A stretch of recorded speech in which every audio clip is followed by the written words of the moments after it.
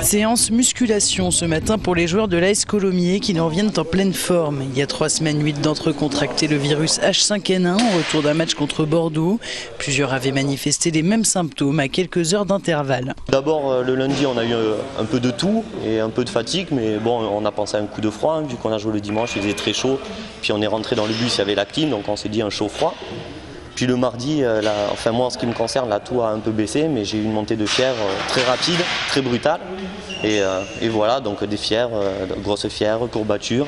Donc ça a duré quelques jours et puis ensuite une grosse fatigue, vraiment fatigable très rapidement. Les symptômes c'est de la fièvre, beaucoup de mal au ventre, douleur au ventre, il y a des courbatures et de la fatigue.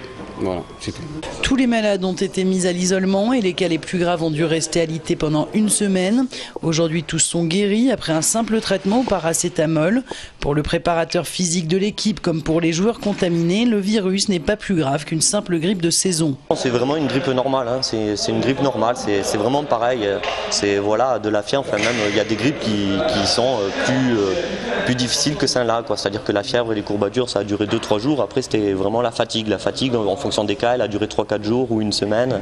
Ça dépendait des cas. Mais sinon, c'est vraiment une grippe normale. Il ne faut pas s'inquiéter outre mesure. Inutile donc de céder à la psychose. De simples précautions élémentaires d'hygiène s'imposent et il est conseillé de consulter son généraliste dans les meilleurs délais si les premiers symptômes se manifestent.